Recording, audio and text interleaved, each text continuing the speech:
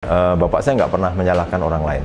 Waktu itu saya selalu ingat, makanya ini mungkin juga buat edukasi orang tua ke depannya, bahwasanya anak itu nggak bisa dipaksakan, anak itu nggak bisa harus apa mau kita gawangnya.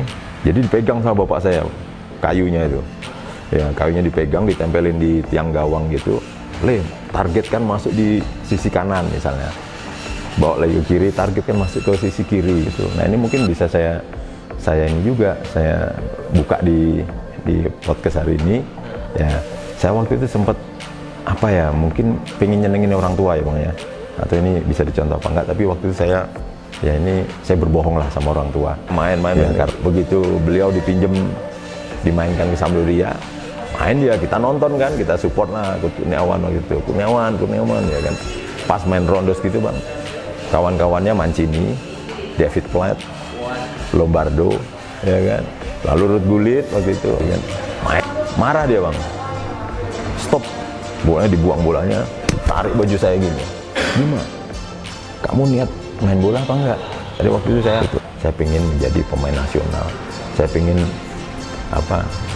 menaikkan haji orang tua, saya pengen membelikan rumah orang tua saya pengen membelikan mobil orang tua saya, karena waktu itu yang berat gitu bang, itu berat, akhirnya hilang.